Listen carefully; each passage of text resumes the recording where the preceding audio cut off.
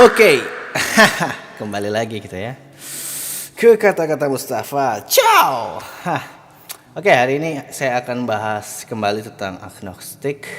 Setelah beberapa waktu kayaknya nggak ada bahas tentang pemahaman tentang agnostik ya. Yang pasti tetap membahas sesuatu yang ada di sekitar kalian, tapi kalian tidak mau tahu tentang hal itu.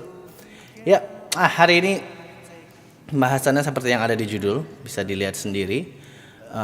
Bukan ingin mempertanyakan atau mengkritik tentang pemahaman soal Tuhan, tapi lebih menggambarkan apa yang sebenarnya terjadi di hati dan perasaan para agnostizer mungkin sebutannya. Ya, tentang Tuhan dan agnostik. Beberapa waktu yang lalu kayaknya saya sempat informasikan juga kalau saya akan bahas tentang Tuhan dan agnostik. Bagaimana pandangan seorang agnostik atau bagaimana pandangan seseorang yang memegang prinsip atau paham agnostik melihat Tuhan. Oke, sebelum itu kita buka Google dulu ya bareng-bareng ya. Kita cari arti dari kata Tuhan. Nah, kalau Wikipedia nih, Tuhan dipahami sebagai roh maha kuasa dan asas dari suatu kepercayaan. Titik ya. Setelah itu baru dijelaskan bla bla bla bla bla bla. Kita cek lagi nih, selain Wikipedia kan kadang anak-anak komputer zaman sekarang melihat segalanya juga dari KBBI ya. Nah, KBBI ini mengatakan satu nih, sesuatu yang diyakini, dipuja, dan disembah oleh manusia sebagai yang maha kuasa, maha perkasa, dan sebagainya. Kata kuncinya kita simpan dulu deh. Sembah, ya kan? Karena ada kata yang disembah di situ dan diyakini. Ada dua kata, sembah dan yakin. Kita cari dulu disembah lah ya, disembah dulu. Disembah. Ini saya nggak pakai teks ya, jadi pure, saya langsung record seperti biasa karena saya nggak suka teoritis karena kan saya orang awam, jadi lebih baik saya menjelaskan sesuai dengan pengalaman dan ilmu pengetahuan saya. Disembah, arti kata disembah. Nah, ini KBB ini arti kata sembah. Selain itu kita cari juga diyakini. Ini biar konsepnya jelas juga nih kan. Nanti saya dikira mentang-mentang ngomong apa adanya, tidak bersumber. Sembah nih, satu, pernyataan hormat dan hikmat. Pernyataan hormat dan hikmat. Atau dinyatakan dengan cara menangkupkan kedua belah tangan dan menyusun jari 10, lalu mengangkatnya hingga ke bawah dagu dan atau dengan menyentuhkan ibu jari ke hidung. Ibu jari yang mana sih? Ibu jari ke hidung. Nah, menghormat dan dengan sembah ya. Artinya ini sembah atau menyembah atau disembah ini adalah sebuah kegiatan sepertinya ya, sebuah kegiatan. Kalau yakin ini lebih ke kata sifat sepertinya. Nah, kalau KBBI sendiri yakin itu adalah percaya atau tahu atau mengerti atau sungguh-sungguh. Pastinya kalau kita meyakini atau mengetahui tentang Tuhan ini jelas pasti akan tabrakan sama pemahaman tentang agnostik ya. Sedangkan agnostik ini adalah sebuah paham yang tidak mengetahui. Nah, baru kita bahas nih. Ini ekspresi atau refleksinya saya ambil dari diri saya dulu aja ya. Dan menurut yang saya temui, teman-teman yang juga bilang dia agnostik, ilmuwan-ilmuwan yang bilang dia agnostik. Jadi coba saya rangkum sesuai dengan pengalaman dan ilmu pengetahuan yang saya dapat. Kalau pendapat saya sendiri, agnostik ini kan sebenarnya kalau difokuskan untuk mempercayai Tuhan atau mempercayai kata Tuhan lah ya, karena Tuhan ini anggaplah kita ambil bahasa ambigunya itu adalah Tuhan ini kan kata Tuhan adalah sebuah makhluk, sebuah apa bla bla bla. Ini akan mengaitkan kita kepada deis sebenarnya. Jadi itu kenapa orang-orang agnostik ini seolah-olah sebenarnya deis, tapi mereka sendiri itu jauh dari pandangan atau prinsip-prinsip agnostisme atau agnostisme bla bla bla. Nah, sedangkan yang saya pahami sendiri, agnostik ini punya pemahaman yang agak skeptis tentang Tuhan. Skeptis bukan berarti tidak percaya ya, tapi lebih ke arah berkembang. Ya, jadi bukan berarti dia tidak mempercayai, dan tidak juga, sekali lagi tidak juga agnostik ini menentang tentang keberadaan Tuhan. Saya selalu bilang kalau agnostik ini percaya dengan teori penciptaan. Ya. Karena kalau kita bicara tentang makhluk, ya, prinsip dasarnya makhluk ini tetap akan sulit menjauh dari kata keterbatasan. Saya juga orang yang membaca kitab ya, walaupun saya nggak akan bilang kitab apa, tapi di semua kitab menyimpulkan bahwa Tuhan ini adalah sosok atau zat atau makhluk yang berilmu pengetahuan, ya kan? Kalau bahasa fiksi ilmiahnya kosmik mungkin ya, berilmu pengetahuan yang jauh tentang ilmu kosmik gitu ya. Nah jadi kalau kita bicara tentang ini akan berujung pada skeptikal nih. Apakah kita bisa sepenuhnya mempercayai kata Tuhan ini sebagai makhluk yang super maha kuasa gitu ya?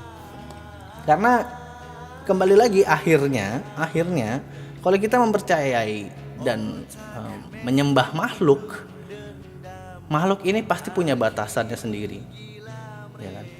Kecuali kalau makhluk ini memiliki unsur-unsur yang membuat dia menjadi tidak terbatas, menjadi abadi ya. Who knows? Berarti sangkut pautnya kembali lagi ya, bisa saya bilang bahwa Tuhan ini ekstraterestrial atau ekstradimensional. Nah, kembali lagi ke agnostisme. Jadi selalu saya tekankan bahwa kita percaya atau agnostik percaya bahwa ada teori penciptaan, ada teori sebab akibat. Kalau dibilang percaya tentang Tuhan, mungkin orang-orang agnostik akan lebih percaya tentang pencipta. Jadi kalau kita membicarakan tentang dua kata, Tuhan dan pencipta, ya walaupun punya makna yang sama, kita pasti akan lebih menggunakan kata pencipta dibandingkan Tuhan, ya kan? Karena ya kembali lagi, kalau kita bicara tentang kemampuan, tentang ilmu, tentang teknologi, semuanya pasti akan berunsur pada batas, walaupun akan ada ambang di mana dia ini sudah melampaui ilmu pengetahuan dari semua makhluk di jagat raya. Bagaimana tidak? Sosok Tuhan itu digambarkan abadi. Sosok Tuhan itu digambarkan super luar biasa canggih. Kalau dia berasal dari manusia saat baru pertama kali diciptakan, artinya Tuhan itu tidak bisa dibayangkan bagaimana canggihnya gitu ya kan. Dan sedangkan dengan begitu saja dalam berbagai macam sumber-sumber buku, kitab dan lain-lain, Tuhan pun ditemani oleh malaikat yang selalu membantu beliau, begitu ya, membantu beliau. Yang artinya Tuhan tidak bekerja sendiri secara, walaupun dia bekerja atau mampu, katanya kan tinggal berucap saja bisa terjadi begitu. Tapi ternyata ada prinsip-prinsip di mana Tuhan tetap berilmu dan berteknologi serta dibantu. Nah inilah sikap skeptik yang ada pada agnostik. Jadi kebanyakan agnostik tidak akan percaya neraka, ya. Kebanyakan agnostik tidak akan percaya neraka. Dan yang kita pahami, kalau kita memang percaya tentang kehidupan setelah kematian, yang ada hanyalah fase di mana kita hidup sebagai makhluk yang melompati batas setelah hidup secara fisik sekarang, yang kita sampai sekarang pun tidak tahu. Dan yang kita yakini, yang agnostik yakini, pastinya kalau memang kita yakin kita sudah baik di dunia ini, ya sudah cukuplah. Hidup dimanapun setelah mati, ya kita serahkan kembali ke alam semesta ini ya, dan itu akan menjadi jawaban saat kita semua mati. Kalaupun saat ini ada orang yang tidak terima dengan saya dan ia ingin membunuh saya, kalau takdirnya saya harus mati ya, terserah yang waktu putuskan gitu ya. Jadi tentang percaya atau tidaknya agnostik kepada Tuhan, mungkin Tuhan yang dimaksud di sini adalah kekuatan superpower yang memang memberikan tujuan atau istilahnya ya, kita hidup pasti ada tujuannya begitu ya kan, apapun itu. Karena kenapa seorang agnostik tidak akhirnya menjadi ateis? Ya karena dia tetap skeptis ya. Ateis pun mungkin skeptis, tapi ada beberapa yang sifatnya magis, dia tidak skeptis tentang hal itu lagi. Ya sudahlah, hidup aja. Tapi agnostik akan tetap mencari tahu. Bahkan sampai akhirnya dia tidak tahu dia dan akhirnya mati ya, setidaknya dia tetap mati dalam keadaan mencari tahu. Jadi saya bagi 3 lagi nih. Kalau misalnya ateis, ada konsep-konsep yang dia tidak ingin cari tahu lagi. Orang-orang beragama atau orang-orang politeis ya, itu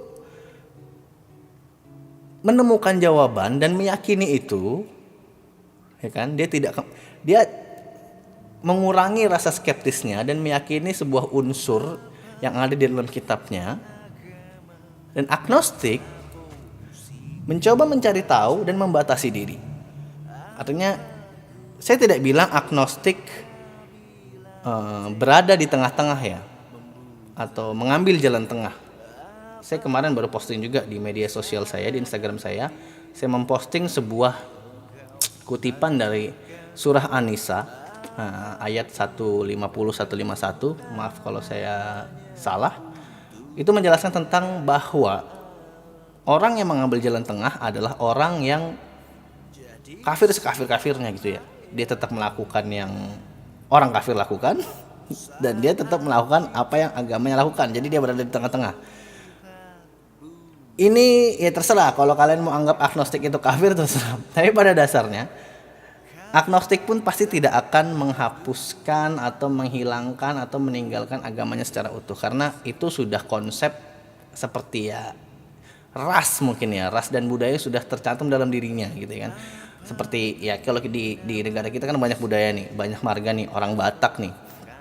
Orang Batak pasti dilahirkan sebagai orang Batak dengan marganya.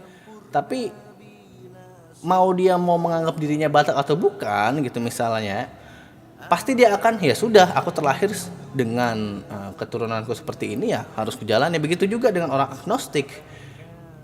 Dia memiliki paham kehidupan tentang agnostik, tapi secara utuh ya mau tidak mau, karena dia sudah dilahirkan sebagai agama Kristiani mungkin atau Yahudi atau Islam, ya dia sudah dilahirkan dengan agama itu gitu, Tionghoa dan segala macam. Muter ya. Tapi pada dasarnya tentang pemahaman soal Tuhan, sekali lagi, agnostik sejati, orang-orang yang benar-benar agnostik, dia pasti akan bilang saya percaya tentang penciptaan.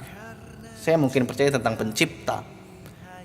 Ya bagaimanapun kita pasti dicipta dan mencipta gitu ya kan. Apa yang menciptakan, entah itu kecelakaan, entah itu sudah konsekuen alam semesta, tetap pada dasarnya kita harus mempercayai bahwa kita ini tercipta dulu atau dicipta, kita nggak tahu ya. Tentang makhluk yang bernama Tuhan, kita kembalikan ke keyakinan masing-masing. Tapi orang agnostik tidak akan mengatakan bahwa Tuhan itu lebih pantas digunakan. Agnostik tidak akan mengatakan Tuhan itu lebih pantas digunakan dalam untuk meyakini, tapi dia akan menggunakan kata pencipta untuk diyakini. Semoga memberikan pandangan ya. Jadi kalau ada teman-teman yang bilang kayaknya aku nih agnostik deh, tapi aku masih percaya Tuhan, kalian harus banyak belajar lagi tentang teori-teori teologi mungkin ya.